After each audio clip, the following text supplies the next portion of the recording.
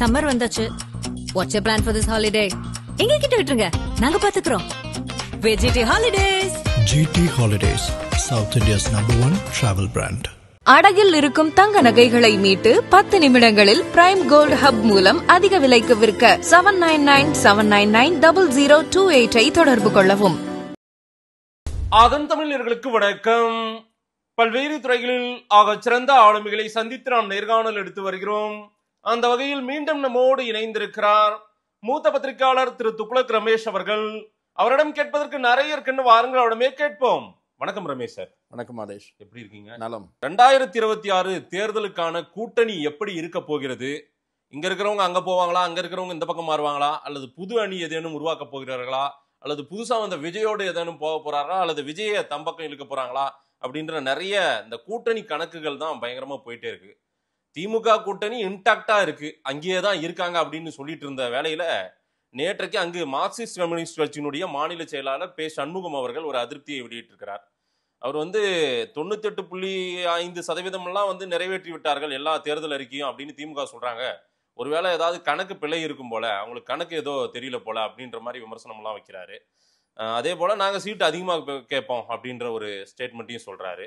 நாங்க பழைய மாதிரி எல்லாம் கிடையாதுன்றாரு. திருமாவளவன் அவர்கிட்ட இந்த கருத்தை கேட்கும் போது அவருமே சொல்றாரு, நாங்களுமே வெறும் 6 சீட்டோட எல்லாம் போக முடியாது, நாங்களும் அதிக சீட்டு கேட்போம், இருந்தாலும் கொடுக்கலனாலே நாங்க திமுகவோடு தான் பயணிப்போம் அப்படின்னு சொல்றாங்க. திமுக கூட்டணியிலும் அதிருப்தி ஏற்பட்டிருக்கிறதா? பாஜகவோடும் ஒரு திமுக கூட்டணியில் இருக்கிற ஒரு கட்சி பேசினுக்குதுன்ட்டு திரு எல்முருகன் ஒரு பரபரப்பு செய்தியை சொல்றாரு. திரு நயனார் கிட்ட சொல்றாங்க, அதெல்லாம் நேரம் வரும்போது நாங்க சொல்லுவோன்றாங்க. அப்படி திமுக கூட்டணிக்குள்ளாரையும் சலசலப்பு அதிருப்தி வந்திருக்கா சார்? அதிருப்தி சில கட்சிகளுக்கு வேறு காரணங்களால் உருவாகி இருப்பது உண்மைதான். அது இப்போது தோன்றியதல்ல. கடந்த சில மாதங்களாகவே அந்த அதிருப்தி என்பது அந்த கூட்டணிக்குள் இருக்கிறது. அண்மையில் திரு முருகன் அவர்கள் அளித்திருக்கிற பேட்டி என்பது ஒரு கொளுத்தி போடுகிற ரகம்தான். சரி, அது கொஞ்ச நேரம் எவ்வளோ நேரம் புகையுதோ பத்திக்குதோ பார்ப்போமே அப்படின்ற ரகம்தானே தவிர, அதிருப்தி என்று சொன்னால் திராவிட முன்னேற்ற கழக கூட்டணியில் ஒரு கட்சி எங்களோடு வரக்கூடிய வாய்ப்பு இருக்கிறது என்று திரு முருகன் அவர்கள் குறிப்பிடுவது அநேகமாக மறுமலர்ச்சி திராவிட முன்னேற்ற கழகத்தை பற்றி என்று நான் நினைக்கிறேன். ஏனென்று சொன்னால் அவர் என்ன சொன்னார், ஏற்கனவே எங்களோடு தொடர்பில் இருந்தவர் என்று சொல்லியிருக்கிறார். அது வாஜ்பாய் அமைச்சரவையில் மதிமுகவை சேர்ந்த 2 பேர் இடம்பெற்றிருந்தார்கள். வாஜ்பாய் அவர்களோடு வைகோ அவர்களுக்கு மிக நல்ல உறவு இருந்தது. சொல்லப்போனால் திரு சோ அவர்கள், மறைந்த சோ அவர்கள், அதே போல இப்போதைய துக்ளக் ஆசிரியர் குருமூர்த்தி அவர்கள் 2 பேரும் இந்த செய்தியை என்னிடத்திலே உறுதிப்படுத்தி இருக்கிறார்கள். வாஜ்பாய் அவர்கள் எந்த துறையை வைகோ விரும்புகிறாரோ அந்த துறையை தருவதற்கு அவர் தயாராக இருந்தார். அந்த அளவு வைகோ மீது அவர் பேரன்பு காட்டினார். அப்போது வைகோ அந்த வாய்ப்பை பயன்படுத்தி கொண்டு தன்னுடைய சகாக்கள் 2 பேருக்கு அமைச்சர் பதவி வாங்கி கொடுத்தார். ஆகவே வைகோ பாஜகவோடு மிக நெருக்கமாக இருந்தது ஒரு காலம். அவர் பின்னாளிலே மோடியோடு ஏற்பட்ட பிணக்கு என்பது கூட இலங்கை தமிழர் விவகாரத்தில் ஏற்பட்ட பிணக்கு. அது அதன் காரணமாகவே அவர் மீண்டும் பாஜக பக்கம் போவாரா என்பதில் எனக்கு சந்தேகம் இருக்கிறது. அவருக்கு இந்த முறை ராஜ்யசபா சீட்டு தரவில்லை என்கிற வருத்தம் மதிமுகவினருக்கு இருக்கிறது. லோக்சபா தொகுதி அவருக்கு துரை வைகோவுக்கு கொடுத்தாங்க திருச்சியில். அப்போதே திமுக தரப்பிலே சொல்லப்பட்டு விட்டது என்று திமுக நண்பர் ஒருவர் என்னிடத்திலே சொல்லுகிறார். ஒரு சீட்டு தான் இதுதான் என்று சொல்லப்பட்டு விட்டதாக. ஆனால் ராஜ்யசபாவிலே இடம்பெறுவதற்கு கமல் கூடுதலாக தகுதியானவரா, வைகோ கூடுதலாக தகுதியானவரா என்று பார்த்தால் வைகோ கமலை விட பல மடங்கு கூடுதலாக தகுதியானவர். இல்ல, கமலுக்கு ஏற்கனவே கமிட் பண்ணிட்டாங்க. அது கமிட் பண்ணது. நான் சொல்லுவது, சரி கமிட் பண்ணிட்டீங்க, நீங்க திமுகவிலிருந்து மீதி 3 பேருக்கு கொடுத்துருக்கீங்க. ஆமா, அவர்கள ஒருவரை நிறுத்திட்டு கூட நீங்க வைகோ கொடுக்கலாம், கொடுக்கணும்ன்ற எண்ணம் இருந்திருந்தால். இல்ல சார், ஏற்கனவே அவங்க கோட்டாவுக்கு ஒண்ணு முடிஞ்சிச்சு. நான் என்ன சொல்றேன், மதிமுகவுக்கு நீங்கள் சட்டசபையில கூட இதை கொடுக்குறோம், சட்டசபையில உங்களுக்கு 4க்கு மேல 2 தான் கொடுப்போம், 3 தான் கொடுப்போம், ஏதோ ஒன்று சொல்லியிருக்கலாம். இல்ல, இந்த மாதிரி அவங்க உடன்பாடெல்லாம் ஏற்கனவே கூட அதெல்லாம் பேச்சுவார்த்தையில உட்கார்ந்து அதெல்லாம் செய்ய முடியவில்லை, முடிந்து போன விவகாரம்.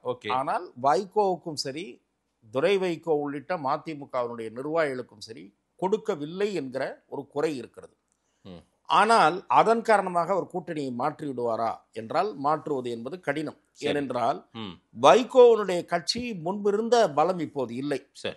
ஏதோ ஒரு கூட்டணி கட்சி இழுத்த கணக்குக்காக சீட்டு கொடுக்க வேண்டிய நிலைமைதான் வைகோ இழுத்தா வரும். பாஜகவா இருந்தாலும் அதிமுகவா இருந்தாலும் வைகோ வலிமையான பிரச்சாரகராக இருந்த காலமும் போச்சு.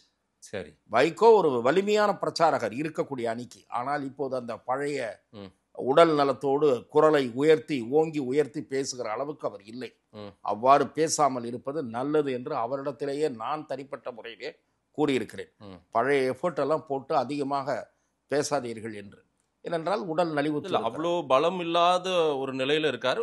நானும் அவருடைய அவருடைய ஸ்பீச்சுக்கு பெரிய ரசிகர்.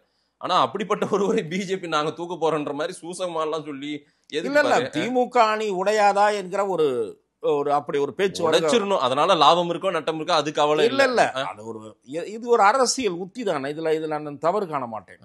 நீங்க திமுகவும் கடந்த காலங்கள்ல சொல்லியிருக்கு, அதிமுக கூட்டணியில் இருக்கிறவங்க அதிருப்தியில் இருக்காங்க, அடுத்த தடவை எங்களோட வந்துருவாங்க என்று சொல்லியிருக்காங்க. திமுக 2011 தேர்தலில் தேமுதிகவை இழுப்பதற்கு கடைசி வரை முயற்சி செய்தது. இதெல்லாம் கடந்த காலங்களில் நடந்திருக்கு. நான் மற்ற விஷயங்களுக்கு வரேன். திரு சண்முகம் அவர்கள் வெளிப்படுத்தி இருக்கிற அதிருப்தி அல்லது அவர் செய்திருக்கிற ஆட்சியை பற்றி செய்திருக்கிற விமர்சனம் என்பதை நான் வரவேற்கிறேன். பாலகிருஷ்ணன் அவர்கள் மாநில செயலாளராக இருந்தபோது மிக மிக தயங்கித்தான் திராவிட முன்னேற்ற கழகம் குறித்து விமர்சனம் செய்தார். அவர் பதவி காலம் முடிவடைவதற்கு முன், அதாவது அவர் பதவியிலே மாற்றப்படுவதற்கு முன் ஒரே ஒரு முறை அரசு ஊழியர்கள் ஆசிரியர்கள் போராடுவதை அனுமதிக்க மறுப்பது என்பது ஜனநாயக விரோத செயல் என்று ஒரே ஒரு முறை கடுமையான வார்த்தையை பயன்படுத்தினார் எனக்கு தெரிந்து. மற்றபடி ஆளுங்கட்சிக்கு துதிபாடுகிற வரிசையில் மார்க்சிஸ்ட் கம்யூனிஸ்ட் கட்சியும் இணைந்து காணப்பட்ட ஒரு அவலம் இருந்தது. இந்த 3 வருஷமா மார்க்சிஸ்ட் கம்யூனிஸ்ட் கட்சி எந்த ஆட்சியில் இருந்தாலும் தொழிலாளர்கள் உரிமை, அரசாங்க நடவடிக்கைகளில் காணப்படுகிற குறைபாடு, மிகவும் குறிப்பாக திராவிட முன்னேற்ற கழகம் கடந்த தேர்தலின் போது அளித்த வாக்குறுதிகளில் மிக முக்கியமான வாக்குறுதியான அரசு ஊழியர்களுக்கு பழைய பென்ஷன் திட்டம் நடைமுறைப்படுத்தப்படும் என்று சொன்ன வாக்குறுதியை நிறைவேற்றாதது குறித்து மார்க்சிஸ்ட் கம்யூனிஸ்ட் கட்சியும் இந்திய கம்யூனிஸ்ட் கட்சியும் வலிமையாக குரல் எழுப்பவில்லை என்கிற மிகப்பெரிய ஆதங்கம் அரசு ஊழியர் சங்கங்கள் மத்தியிலே இருந்தது. நானே பேசியிருக்கிறேன். ஜாட்டோஜியோ மத்தியிலே இருந்தது. போராடுகிறவர்களை கைது செய்தார்கள்.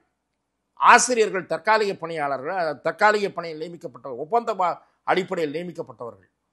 ஆகவே மிகுந்த தாமரத்திற்கு பிறகுதான் மார்க்சிஸ்ட் கம்யூனிஸ்ட் கட்சி அந்த பிரச்சனையை லேசான குரலில் ஒலித்தது. அதிமுக ஆட்சியில் இருந்தால் போக்குவரத்து தொழிலாளர்களுடைய ஓய்வுகால பயன்களை பற்றி சவுந்தரராஜன் ஓங்கி பேசுவார், தோழரா சவுந்தரராஜன். இப்போது என்ன ஆயிற்று? முத்தரப்பு பேச்சுவார்த்தை ஒப்பந்தம் அதை ஆனர் செய்யவில்லை. நேற்று நான் சமீப நாட்களாக சில சமயங்களில் பேருந்தை பயன்படுத்துகிற வழக்கத்தை சமீப காலமாக சில நாட்களாக நான் கொண்டிருக்கிறேன். ஆட்டோவில் போகாமல் பேருந்தில் பேசி மக்கள் கருத்துக்களை, அதுவும் விடியல் பயணம் என்று சொல்லுகிற ஆண்களும் பெண்களும் இணைந்து பயணிக்கிற பேருந்துகள், சூப்பர் டீலக்ஸ் பேருந்துகள், இதில் போகிற போது நான் காதுபட கேட்கிறேன். அரசாங்கத்தில் இருப்பவர்கள் அந்த பேருந்தில் இலவசமாக பயணம் செய்கிற பெண்கள் அந்த இலவசத்திற்கு கூட சீட்டு உண்டு போல இருக்கு, டிக்கெட் கொடுக்குறாங்க. அதை வாங்காமல் சில பெண்கள் உட்கார்ந்திருந்தார்கள். அப்போது புலம்ப ஆரம்பித்தார் ஒரு கண்டக்டர். சரமாரியாக விமர்சித்தார் அரசாங்கத்தை. நீங்கள் 1000 ரூபாய் 5000 கூட கொடுங்க, பல்வேறு தரப்பினர் இருக்கிறார்கள், போக்குவரத்து தொழிலாளர்கள் ஓய்வு பெற்றுவிட்டு ஓய்வு கால பலன்கள் சில ஆண்டுகளாக கிடைக்கவில்லை, அதை நம்பி கடன் வாங்கி கல்யாணம் செய்துவிட்டு கட்ட முடியாமல் அவதிப்படுகிறார்கள் என்று சொல்லி புலம்பி தீர்த்து விட்டார். அதில் அருகில் இருந்த ஒருவர் நான் என்னை பத்திரிகையாளர் என்று அறிந்து கொண்டு என்னை பற்றி பேசிக் கொண்டிருந்த காரணத்தால் அவர் பேசிக்கொண்டிருந்ததை நான் கேட்க முடிந்தது. எதற்காக நான் இதை சொல்லுகிறேன் என்றால், இப்படி உறக்க கண்டித்து நியாயம் கேட்டு வாதாட வேண்டிய பிரச்சனைகளில் கூட கனத்த மௌனம் காத்த கட்சி தான் கம்யூனிஸ்ட் கட்சி. இந்த 3 ஆண்டுகளில் தன்னுடைய கடமையிலிருந்து தவறிய கட்சி. பொது உடைமை கட்சி, தொழிலாளர் வர்க்கமான கட்சி ஒண்ணுமே பேசலன்ற இல்ல. நான் சொல்லுகிறேன், அதிமுக நான் செல்வி ஜெயலலிதா காலத்திலும் சரி கூட்டணியில் இருந்துவிட்டு ஆட்சிக்கு வந்தவுடன் எதிராக பேசியிருக்கிறார்கள். ஆகவே எதற்காக சொல்லுகிறேன் என்றால், இப்போது திரு சண்முகம் அவர்கள் இந்த 98% வாக்குறுதிகள் நிறைவேற்றி விட்டதாக சொன்ன அந்த பெரிய புருடா இருக்கிறது பாருங்கள், அதை ஒரு புருடா என்று சொல்வதற்கு துணிச்சல் வந்திருப்பதற்கு நான் பாராட்டுகிறேன். சரி, இல்ல என்ன ஆஃபர், என்ன ஆப்ஷன் இருக்கு? இல்ல அவர்களுக்கு ஒன்றும் ஆப்ஷன் இல்லை. நான் இதையெல்லாம் என்ன பார்க்கிறேன் என்றால், அதிக சீட்டுகள் கேட்போம் என்று சொல்லுவதே, முன்கூட்டியே சொல்வதே ஒரு நெருக்கடி தருகிற முயற்சி தான். அதுவும் சொல்லுகிறார். விமர்சனம் பண்ணியிருக்காரு. அது பாருங்க, இது வரைக்கும் விமர்சனம் எதுவுமே பண்ணாதவங்க டிகே சிலங்கோன்னு கடுமையா சொல்றாரு. அவங்க தனியா நின்னெல்லாம் என்னத்தை ஜெயிச்சிட முடியும்ன்றாரு. அதே வாதம் திமுகவுக்கும் பொருந்தும். நான் என்ன சொல்லுகிறேன், காங்கிரஸ் கண்டுக்குதுன்னு வைங்க, காங்கிரஸ் கழண்டு கொள்ளாது என்கிற ஒரே நம்பிக்கை தான் திமுகவுக்கு இருக்கக்கூடிய ஒரு நம்பிக்கை. என்னன்னு கேளுங்க, காங்கிரஸ் கழன்று கொள்வதை முடிவெடுத்துட்டார்கள் என்றால் விஜய் தலைமையிலான அணி பலப்படும். அதுல எந்த மாற்ற கருத்தும் இல்லை. காங்கிரஸ் மாறுவதற்கு முடிவெடுத்தால் will be followed suitனுவாங்க ஆங்கிலத்துல. அவர்களோடு பின்தொடர்ந்து பயணிப்பதற்கு விசிக தயாராகிவிடும், கம்யூனிஸ்ட் கட்சிகள் தயாராகிவிடும். காங்கிரஸ் அந்த மனநிலை, அதிருப்தி, அதுதான் நான் சொல்றேன். காங்கிரஸ் அந்த மனநிலையில் இல்லை. காங்கிரஸ் சரியான தருணங்களில் சரியான முடிவுகளை எடுப்பதில்லை. முப்பனார் காலத்திற்கு பிறகு காங்கிரஸ் நிலைப்பாடுகள் மாறி மாறி எடுத்த நிலைப்பாடுகள் காங்கிரஸை வீழ்ச்சியில் தள்ளி இருக்கிறது. காங்கிரஸ் ஓட்டு வங்கியில் இன்றைக்கு பெரும் சரிவு ஏற்பட்டிருக்கிறது. பாதிக்கு மேல், கால்வாசி கிட்டத்தட்ட அந்த அளவுக்கு நெருங்குகிற அளவுக்கு காங்கிரஸ் வந்துவிட்டது. 20% ஓட்டு வங்கியில் இருந்த கட்சி இன்றைக்கு காங்கிரசுக்கு இவ்வளவுதான் ஓட்டு வங்கி என்று அறுதிட்டு கூற முடியுமா? பாஜக நிரூபித்து விட்டது. கம்யூனிஸ்டுகளோ சீமானோ மற்றவர்கள் நிரூபித்திருக்கிறார்கள். 2, 4, 5, 8 நிரூபித்திருக்கிறார்கள். நாங்க 10 எம்எல்ஏ போறோம், 10 எம்பி போறோம்னு கூட சொல்லுவாங்க அவங்க. சொல்லலாம். நான் என்ன சொல்றேன், என்ன காரணம் என்று சொன்னால், அறிவாலயத்தை விட்டால் லாய்ட்ஸ் ரோடு, லாய்ட்ஸ் ரோடை விட்டால் அறிவாலயம் தான். நீ எப்ப கட்சியை வளர்ப்பது? இன்றைக்கு நான் அவர்களை தூண்டிவிடவில்லை. திமுகவுக்கு இருக்கக்கூடிய அதீத நம்பிக்கையை சொல்லுகிறேன். இந்த விசிகாவோ மார்க்சிஸ்ட் கம்யூனிஸ்ட் கட்சியோ குறுக்க முறுக்க ஓடிட்டு இருக்கலாம். இதுங்க கடைசியில் இங்க கூண்டுல உட்காந்துருன்ற நம்பிக்கையில இருக்கு. திமுகவோ உட்காந்துக்கும் கூண்டுன்றீங்க. அல்ல, அந்த பூனைக்கரை தான், பூனை எலிக்கரை தான். இவங்க என்ன சிறுத்தையா? இவங்க பேர் சிறுத்தையா இருக்கலாம். சிறுத்தை பேர் சிறுத்தை. சிறுத்தை சீற்றம் இருக்கா? சீற்றம் இல்ல, மியாவ் மியாவுன்ற மாதிரிதான். சீற்றம் எல்லாம் இல்ல. நாங்க சீற்றம் இருந்திருந்தால், சிறுத்தையின் சீற்றம் இருந்திருந்தால் சிறுத்தை அரைந்துதான் தள்ளும். என்ன வேங்கைவேல் பிரச்சனை நான் கேட்கிறேன். எவ்வளவு காலமாகிவிட்டது. கிட்டத்தட்ட ராமஜெயம் கொலை வழக்கு போல இது சாதனை படைக்கும் போல இருக்கிறது. ஒரு முடிவுக்கு வராமல் அவர்களை நிறுத்தியவர்கள் போலி குற்றவாளிகள், அவர்கள் குற்றவாளிகளே அல்ல என்று சொல்லிவிட்டு அதன் பிறகு ஏன் தயங்குகிறீர்கள் இந்த அரசை உலுக்குவதற்கு? சட்டசபையில் உலுக்குறீங்களா? பாராட்டுவதில் போட்டி நடக்கிறது உங்கள் கட்சி எம்எல்ஏக்களுக்கு இடையே. ஆகவே எதற்காக சொல்லுகிறேன் என்றால், மாண்புமிகு முதலமைச்சருக்கும் நன்றாக தெரியும் என்னன்னு. இதெல்லாம் சும்மா சத்தம் போட அப்புறம் கேஜில அடைஞ்சிரும். இல்ல, சனாதன சக்திகளை உள்ள விட்டுறக்கூடாது அப்படின்ற இந்த பேச்சு, இந்த டயலாக் எல்லாம் வேணாம் சார். சனாதன சக்திகள் இது சும்மா டயலாக். சனாதன சக்திகள்னு நீங்க சொல்லுகிற அந்த சக்தி உங்களை மீறி வளரும், உங்களை தள்ளிவிட்டு வளரும். அதனால உங்களால் நிறுத்தவே முடியாது. நீங்களாம் சுண்டக்கா அந்த சக்திகளுக்கு முன்னாடி என்ன. ஆகவே இந்த டயலாக் எல்லாம் விட்டுட்டு இருக்காதீங்க. எங்களால் எதிர்க்க துணிவு இல்லை, இப்போது எங்களுக்கு போக்கிடம் இல்லை அப்படின்னு சொல்லிட்டு இருங்க. நியாயமான வாதம். நம்பர்ஸ் ஆஃப் சீட்ஸ் இன்கிரீஸ் பண்ணுவோம், நாங்க கேட்போம் சார். என்ன சார் நான் சொல்றேன் சார், இரட்டை இலக்க தொகுதிகள் அடுத்த முறை நிச்சயம் பெறுவோம் என்று சொன்ன திருமா அதில் உறுதியாக இருப்பாரா? நான் அறைகூல் கண்டிப்பா கேட்பாங்க சார். கேட்பீர்கள். இல்லைன்னா நாங்க இந்த அணியில் இருக்க மாட்டோம் சொல்லுவாரா திருமா? நான் கேட்கிறேன். இதுதானே ஆசைப்படுறீங்க? உடனே இல்ல, இதுதானே ஆசைப்படுறீங்க. ஏன்ற உங்களுக்கு போக்கிட இல்லையா? நான் கேட்கிறேன், உங்களுக்கு போக்கிட இல்லையா? விஜய் இருக்காருல்ல, கூப்பிடுறாருல, கூட்டணி ஆட்சிக்கு தயார்னு சொல்றாருல. நீங்க தான் அதிகாரத்தின் பங்குன்றத தமிழ்நாட்டில் முதல்ல முழங்கினவனே நான் தான் அப்படின்னு சொல்றீங்கல்ல. புவி ஈர்ப்பு விசையை கண்டுபிடிச்சவர் அவர் தான்ற மாதிரி இவர் சொல்லிட்டு இருக்காருல்ல. அதிகாரத்தில் பங்கு நாங்கள் தான் முதலில் பேசினோம்.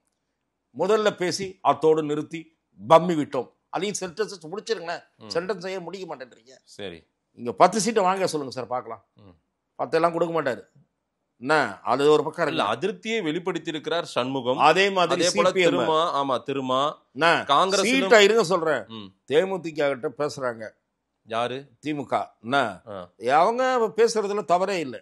ஏன்னா அவங்க அதிமுகவால் ஏமாற்றப்பட்டிருக்கிறார்கள். தேமுதிக கிட்ட பேசலாம், விஜய் தம்பி விஜய் தான் சொல்லணும் எங்களை ஏத்துக்கிறத பற்றி என்று சொல்றார். அப்படின்னா என்ன அர்த்தம்?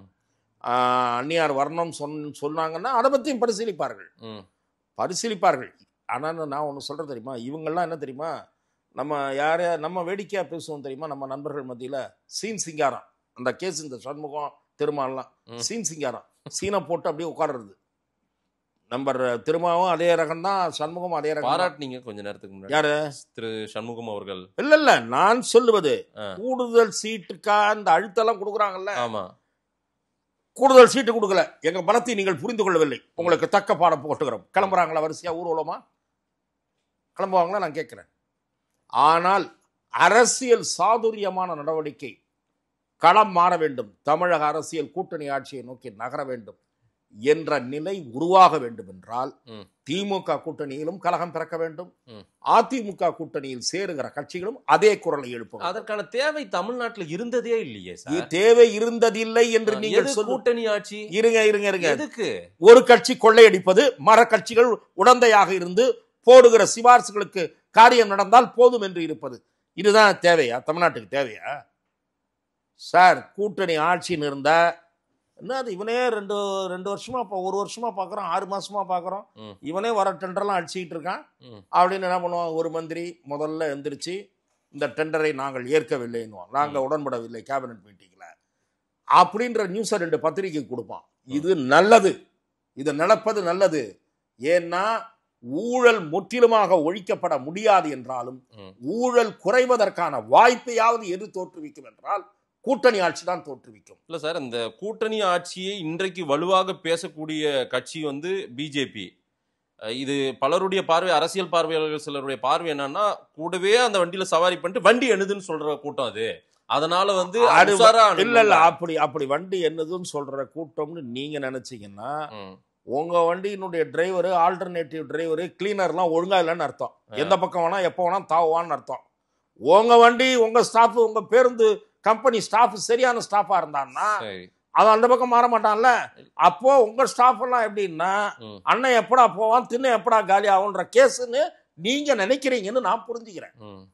அதாவது வண்டி ஓனரா கை மாறிடுமோ, பஸ் கை மாறிடுமோ, போயிட்டே இருக்கும் போதே பஸ் கை மாறிடுமோ அப்படின்ற பயம் உங்களுக்கு இருந்ததுன்னா உங்க பஸ் கம்பெனியில வேலை செய்யற ஆளு ஒழுங்கான ஆளா இல்லைன்னு நீங்க ஒரு முடிவுக்கு வந்துட்டீங்க.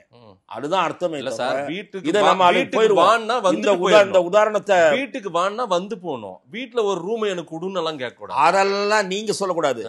என் தயவுலதான் நீங்க பல விஷயங்கள் பண்றேன்னும் போது சரி, நான் ரோட்ல நின்னுட்டு வேலை பார்க்க முடியாதுப்பா. சரி, உங்க ஆபீஸ் மாடியில எனக்கு ஒரு ரூம் அன்னைக்கு பாத்துப்போம். ஆனா திமுகவுல அப்படி ஒரு சலசலப்பு இல்ல. நான் சொல்ல வந்தது நம்ம சப்ஜெக்ட் டிவியேட் ஆகி. ஆமா ஆமா, ஆனா திமுகவுல நான் சொல்ல வந்தது கூட்டணி ஆட்சியை நோக்கி நகர வாய்ப்பு உள்ள ஒரு தேர்தலை சில கட்சிகள் தவற விடுகின்றன.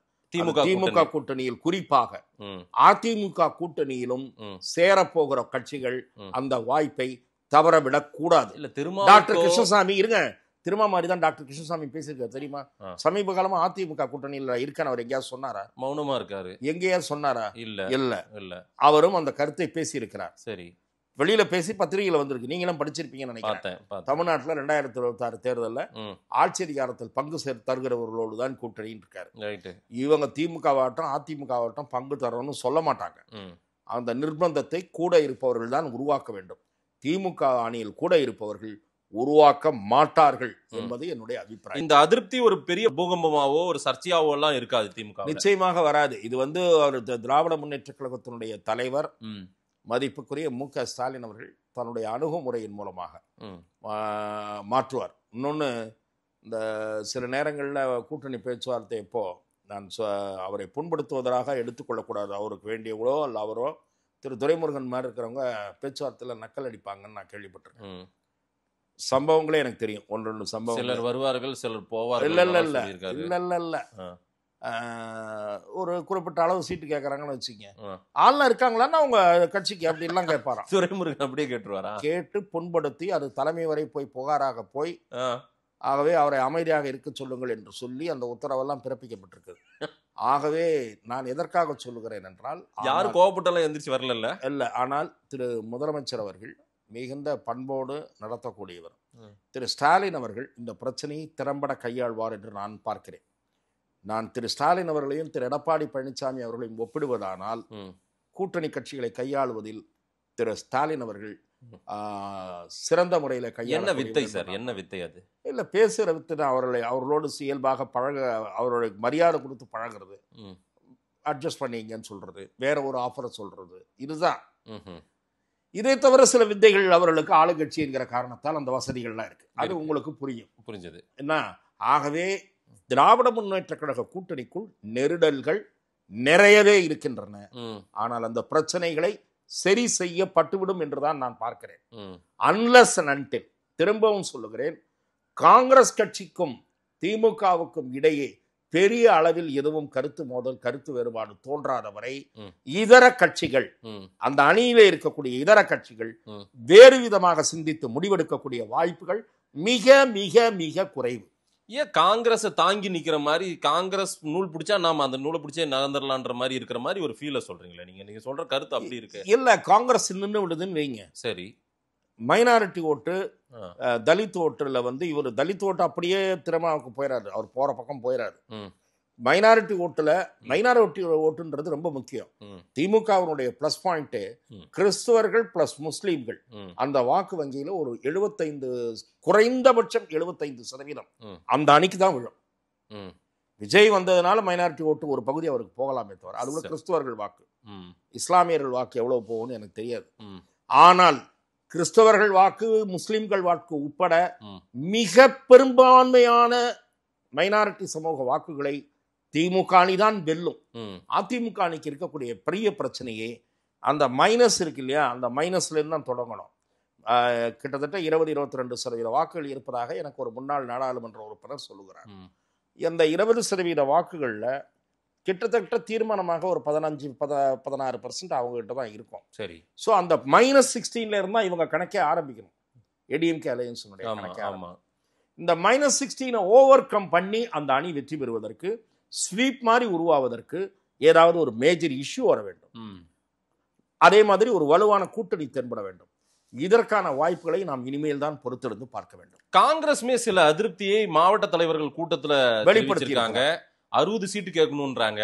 சமீபத்துல ஒரு போஸ்டர் எல்லாம் ஓட்டினாங்களா, துணை முதல்வர் பதவி கேட்கணும்னு எல்லாம் போஸ்ட் ஓட்டினாங்க. இதெல்லாம் நடக்குது. இந்த அதிருப்தி எல்லாம் இதெல்லாம் சரி கட்டிடுவாங்களா திமுக? சார், அதற்கு தான் வந்து நாங்கள் வந்து காங்கிரஸ்ல வந்து கோஷ்டிகள் இருக்குல்ல, திமுக கோஷ்டி, அதிமுக கோஷ்டி.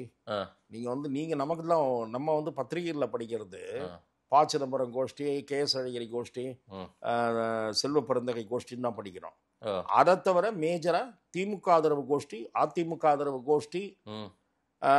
அதுலேயே வந்து உங்களுக்கு வேற மாதிரி இதெல்லாம் நம்ம சொல்லக்கூடாது. ஓ, அப்படியெல்லாம் இருக்குது. ஆதாயங்கள் அடையிற கோஷ்டியெல்லாம் இருக்கு. ம்.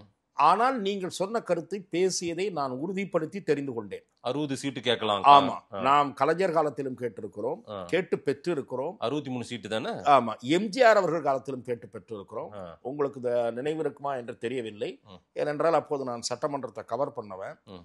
எதிர்க்கட்சி தலைவராக ஹாஜா ஷெரீப் என்று இருந்தார், பிரதான எதிர்க்கட்சி தலைவர் காங்கிரஸ். ம். திமுக 2வது தான். ம். நான் சொல்றது 80-84 2 தேர்தலையும் திமுக 2வது. 77 மட்டும்தான் திமுக பிரதான எதிர்க்கட்சி. 80-84 பிரதான எதிர்க்கட்சி காங்கிரஸ் தமிழ்நாடு சட்டமன்றத்தில். அதே போல செல்வி ஜெயலலிதா பொறுப்பேற்ற போது 91 பிரதான எதிர்க்கட்சி காங்கிரஸ். ஆகவே 60 இடங்களுக்கு மேல் திராவிட முன்னேற்ற கழகம், அண்ணா திராவிட முன்னேற்ற கழகம் 2 கட்சிகளிடமும் காங்கிரஸ் பெற்றிருக்கிறது, உண்மைதான்.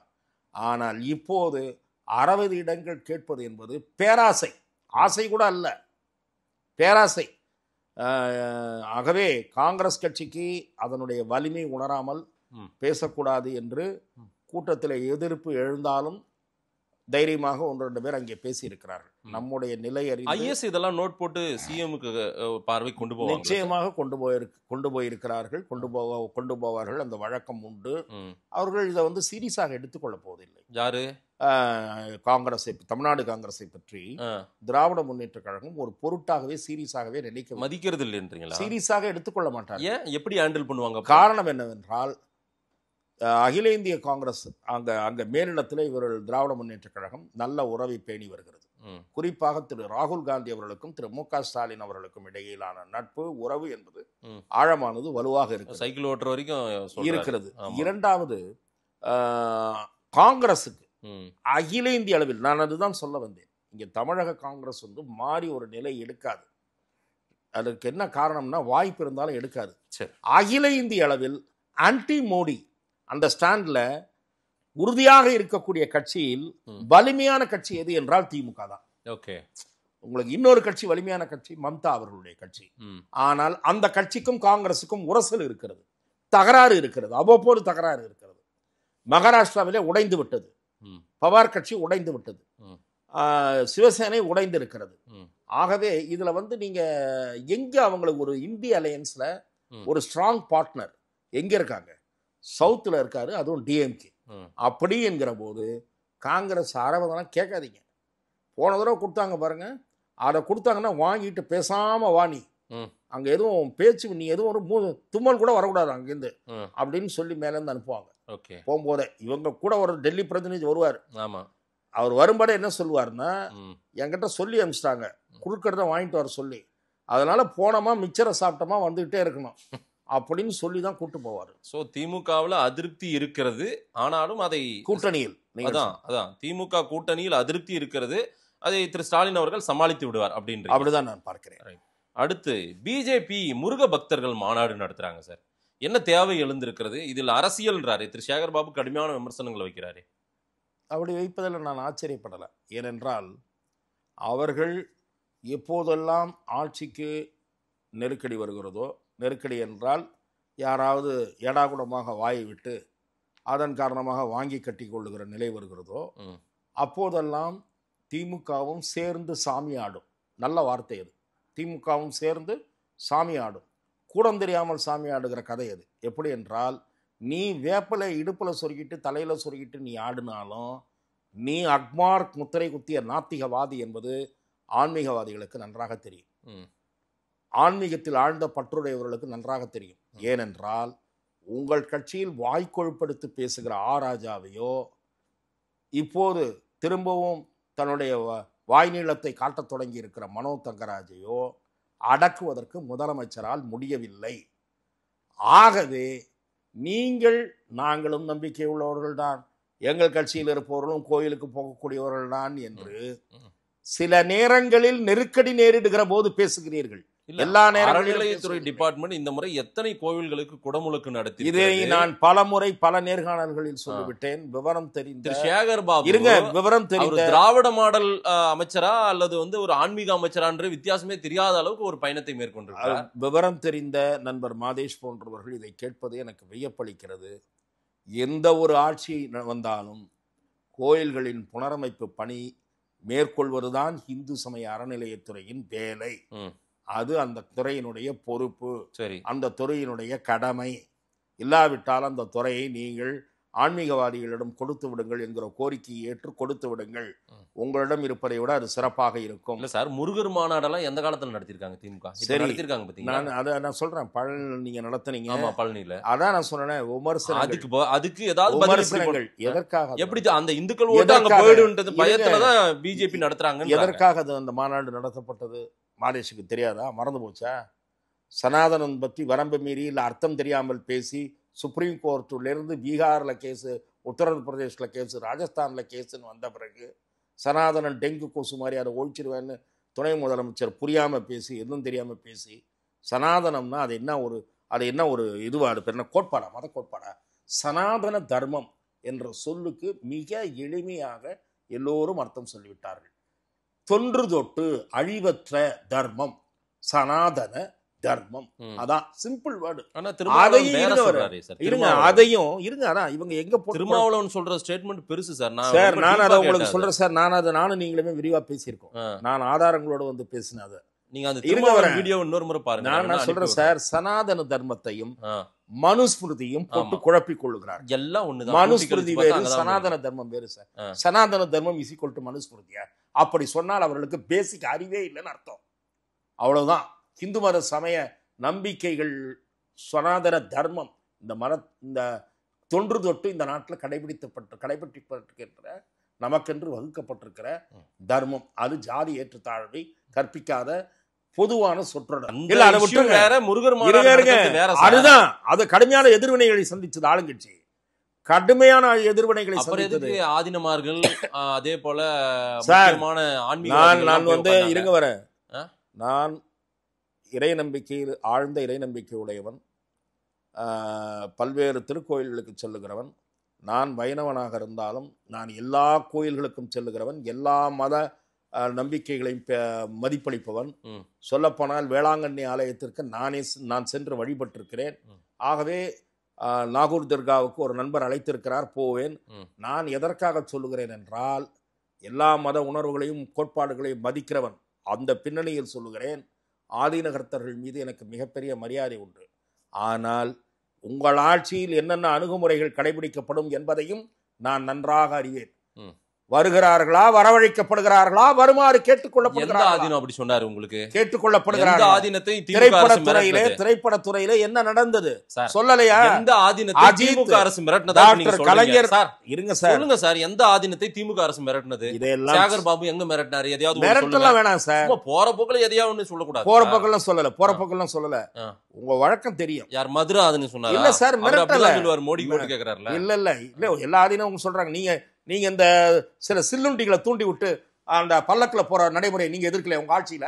சில சில்லுண்டிகளை தூண்டி விடலையா? பெரியார் தீக்காவை எந்த தைரியத்துல போனாங்க அதை நடத்தக்கூடாதெல்லாம்? இப்பயும் பேசிட்டு இருக்காங்களா? எந்த தைரியத்துல பேசுறாங்க? ஒரு அமைச்சர் மனோ தங்கராஜ் சொல்றாரு ஹிந்து மத திருவிழாவுக்கு போகாதீங்கன்னு. அவர் அமைச்சராக இருக்கவே தகுதியற்றவர் சார். ஒரு பகுத்தறிவு கலாச்சாரத்தை நாம இங்க புகுத்தி இருக்கோம். என்ன பகுத்தறிவு? போடலாங்க பகுத்தறிவு. உங்க ஆன்மீகம் கோயிலா போய் யாகம் வளர்த்துட்டு இருக்கீங்க. முக்கியமான உங்களுடைய குடும்பத்தை சேர்ந்தவங்கலாம் மற்றவங்களுக்கு எல்லாம் பகுத்தறிவு பாடம் எடுப்பீங்களா நீங்க? அப்படி பாடம் எடுப்பவர்கள் திராவிடர் கழகத்தில் இருங்க. நீங்க திமுக நாங்க ஒன்றே குலம் ஒருவனே தேவன் சொல்லிட்டு இருப்பீங்க. ஆனா இந்து மதத்தை மட்டும் சீண்டுவீங்களா? மனோ தங்கராஜ் சொல்றாரு கிரிக்கெட் ஸ்டேடியத்தில் நடந்த ஸ்டாம்பீடும் இதுவும் ஒன்னா. அவ்வளவு தைரியம் இருக்கிற மனோ தங்கராஜ், நான் இப்பயும் சொல்றேன், என்னுடைய கருத்துக்கள் நான் எல்லா மதங்களையும் மதிக்கிறவன்ற அந்த அடிப்படையில் நீங்க நோக்கணும். அவ்வளவு தைரியம் இருக்கிற மனோ தங்கராஜ் சொல்லணும், வேளாங்கண்ணி சர்ச்சைக்கு போய் அப்படியே அந்த திருவிழா டயத்தில் கூட்டம் கூட்டமாக போய் மோதாதீங்கன்னு சொல்லணும். அவர்களாவது பரவாயில்ல, ஒரு பேராயர்கள் கண்டனம் தெரிவிச்சதோடு நிறுத்திடுவாங்க. மசூதியை பற்றி பேசட்டுமே பார்ப்போம் அவரு. ஆகவே நான் எதற்காக சொல்லுகிறேன் என்றால், இந்த மாதிரியான வேலையெல்லாம் பாக்குறதுனால உங்களை நம்ப மாட்டாங்க. நீங்க நடத்துற முருகன் பக்தர் மாநாடு, இவங்க பிஜேபி வந்து என்ன காரணம்? தமிழ்நாடு அமைதியா இருக்கு, எதையும் வன்முறை நடக்காது. சேகர் பாபு சந்தேகப்படுறாரு. சேகர் பாபு சந்தேகப்படுவார் சார். என்ன அவர் எவ்வளவோ நமக்கு தெரியும் சேகர் பாபுனுடைய ட்ராக் ரெக்கார்டு. லாண்ட் ஆர்டர் அவங்க தான் சார். நான் சொல்றேன், நீங்க போய் சும்மா இருந்த திருப்பரங்குன்ற அறுபடை வீடுகளில் ஒரு வீடு, அது சிக்கந்தர் மலைன்னு ஒரு 4 சிலுண்டிகளை விட்டு பேச வைப்பீங்க. அதை ஒரு ஹிந்து சமயத்தில் ஆழ்ந்த நம்பிக்கை உள்ளவர்கள் வேடி பார்ப்பாங்களா? ஹிந்து முன்னணி நடத்துகிற கூட்டத்தில் தன்னெழுச்சியாக பல்லாயிரக்கணக்கான பக்தர்கள் திரளுவார்கள். நீங்க நடத்துற மாதிரிலாம் இல்ல. சும்மா திமுக நிலைய வித்வான்கள்லாம் கூப்பிட்டாங்க, பட்டிமன்ற பேச்சாளர்லாம் பேச வச்சீங்க. அது ஒரு மாநாடா? என்ன சார் சொல்றீங்க நீங்க? திமுக கூட்டத்துல தான் இப்ப பேசுறாங்களே. இருங்க நீங்க முரசொலி தொடர்ந்து பாக்குறீங்களா? ஆன்மீக பேச்சாளர்கள், இலக்கிய பேச்சாளர்கள்லாம் இப்போ திமுக மீட்டிங் போக ஆரம்பிச்சிட்டாங்க. சரி, ஏன்னா நல்லா சில்லற தராங்களா என்னன்னு தெரியல. ஏன்னா இப்ப போக ஆரம்பிச்சிட்டாங்க. அவர்களெல்லாம் அந்த பழனியில கூப்பிட்டு சில 3-4 பேச்சாளர் திமுக மீட்டிங்ல பேசுறவங்க. சரி சார், நான் பார்த்தேன் அந்த நிகழ்ச்சி. நீங்க யார சொல்றீங்கன்னு தெரியுது. நான் எதற்காக சொல்லுகிறேன் என்றால், நீங்க நடத்தினதெல்லாம் ஆன்மீக உணர்வோடு நடத்தினது இல்லை. உங்க மேல வந்த விமர்சனத்தை திசை திருப்புவதற்கு நடத்தியது. இங்கே இந்து முன்னணி நடத்துவது உணர்வோடு திருப்பரங்குன்றம் மலையில் விஷமிகளுக்கு இடம் இல்லை என்று உறக்க சொல்லுகிற ஒரு மாநாடாக அது இருக்கும். திருப்பரங்குன்றம் முருகர் மலை தான். அது வந்து அறுபடை வீடுகள்ல முதல் வீடு. சரிங்களா? முக்கிய ஸ்தலம் சார். நீங்க ஏன் சார் இதை வந்து இந்த நேரத்துல இது நடத்துறீங்கன்னு சந்தேகம் எழுப்புறாங்க சார். இந்த நேரத்துல எல்லாரையும் நீங்க எது கூட்டுறீங்க? நீங்க ஒண்ணு கூட்டினீங்கன்னாவே ஏதாவது பஞ்சாயத்து நடக்கும்னு நினைக்கிறேன். ஒரு பஞ்சாயத்து நடக்காது. நீங்க முதல்ல உங்க ஆளுங்கள்ல சில பேர் ஊர்ல பஞ்சாயத்துக்கு காரணமா இருக்காம பாருங்க, அவங்க வாயெல்லாம் கொஞ்சம் தயவு செஞ்சு பிளாஸ்டிக் போட்டு ஒட்டுங்க. இருக்கிற ஓட்டை அவங்க கெடுத்துருவாங்க. திமுகவுடைய ஓட்டை கெடுக்கிறதுக்குன்னு மனோ தங்கராஜ், ராஜா, இன்னும் ஒரு 3-4 பேர் இருக்காங்க. அதனால ஆசிரியர் வீரமணி நார்மலாவே தேர்தல் நேரத்தில் கூட மாட்டாங்க. அது தெரியுமா உங்களுக்கு? சில தொகுதிகளுக்கு கூட மாட்டாங்க. எங்க பக்கம் வந்துடுறோம். நான் இப்போ சொல்லக்கூடாது. திராவிட முன்னேற்ற கழகத்தில் இப்போது அமைச்சராக இருக்கிறார். குழு வேணாம் கொடுக்கலாம். அதிமுகவிலும் அவர் அமைச்சராக இருந்தார். அவர் என்ன பண்றாரு, பக்கத்து மாவட்டத்துக்கு அவர் பிரச்சாரத்துக்கு ஏதோ ஒரு தொகுதியில் கூப்பிட்டாங்க. எப்பா இங்கே நான் வந்து எல்லாம் சாமி கும்பிட்றவங்க ஓட்டெல்லாம் வாங்கி நான் இங்கே ஜெயிச்சிட்டு இருக்கேன், அவர் இங்கே வேண்டாம்ப்பா, அப்படியே வழி அனுப்பிச்சு வச்சிருக்கேன், அங்கேயே வழி அனுப்பிச்சு வச்சிருக்கேன்னு சொன்னார். நிச்சயமாக நான் பொய் சொல்லலை. இப்போது திமுகவில் அமைச்சராக இருக்கக்கூடிய ஒருவர் சொன்னது. ஆகவே அதனால் அவராவது பாவம் புரிந்து கொண்டு யார் கூப்பிடுறாங்களோ அவங்களுக்கு மட்டும்தான் பேசுவார். சரி, ராஜாவெல்லாம் அனுப்பினா இவர் பேசுனதெல்லாம் ஞாபகம் வரும். அதனால கலைஞர் இதை சொல்லணும் உங்களுக்கு. கலைஞர் என்ன பண்ணுவார், தேர்தல் நேரத்தில் அதுக்கு முன்னாடிக்கெல்லாம் கூட்டம் கூப்பிடுவாங்க, வெற்றி கொண்டாட நடராஜன் எல்லாம் தேர்தல் நேரத்தில் பேசுவானான்னு சொல்லி அந்த அம்மாவை பற்றி கண்ணாமண்ணான்னு பேசுவாங்க. ஒரு 2-3 மாதம் கூட்டம் கிட்ட எங்கேயும் போவானா, தலைமை கழகத்துலேருந்து பணம் கொடுத்துருவாங்க. அந்த மாதிரி எங்கேயும் போவானா, நன்னில நடராஜன், ஜெயலலிதா ஏதோ ஆபாசமாக பேசிகிட்டு இருப்பாங்கன்ட்டு. அந்த மாதிரி இப்போ ராஜா முதலமைச்சர் எங்கேயும் அனுப்பாமல் இருந்தால் கூட நல்லது.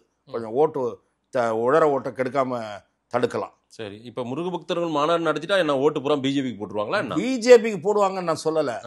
இந்து மக்களிடையே இந்த மாதிரியான ஒற்றுமை வெளிப்படுவது நல்லது என்று நான் பார்க்கிறேன். சார், இந்து மக்கள் எல்லாம் கோயிலுக்கு போவாங்க சார், சாமியை கும்பிட்டு அத்திவரதரை போய் சரி, நான் என்ன சொல்றேன், இருங்க வரேன். இதுதான் இதனாலலாம் ஒன்றும் வந்துடா போறது இல்ல, பிஜேபி இதனாலலாம் வளர போறது இல்ல அப்படின்னு RS பாரதி ராஜா எல்லாம் சொல்றாங்க. ஆமா, அதான் வளராதே, கம்முன்னு கண்டுக்காம விட்டு போங்களேன். ஏன் உங்களுக்கு அள்ளு கிளம்புது? ஏன் உங்களுக்கு உதறல்? ஏன் உதறல்? ஒரு இடத்துல கூடி ஏதாவது வன்முறை ஆயிப்போச்சுன்னா ஒன்னும் வன்முறையான சட்டப்படி நடவடிக்கை எடுங்க. அதெல்லாம் நீங்க ஒன்றும் கவலைப்பட தேவையில்லை. என்ன அலர்ட் ஆகுறாங்க? அலர்ட்டாரான்னு வடிவேலு மாதிரி சொல்றீங்க, அது இருக்கட்டும். ஆனால் நீங்கள் என்ன திசை திருப்புகிற முயற்சி நடந்தாலும் நீங்கள் நடத்துவது சம்பிரதாயத்துக்காக நடத்துவது, இது தன்னெழுச்சியாக உணர்வை வெளிப்படுத்துவது என்றுதான் மக்கள் பார்ப்பார்கள். எஸ், பார்க்கலாம் சார். நிறைய விஷயங்கள் நீங்க சொல்லியிருக்கீங்க. மக்கள் என்ன சொல்றாங்கன்னு பார்க்கலாம். நேரில் வந்து நேரம் கொடுத்து பேசியமைக்கு நன்றி ரமேஷ் சார். வாய்ப்புக்கு நன்றி.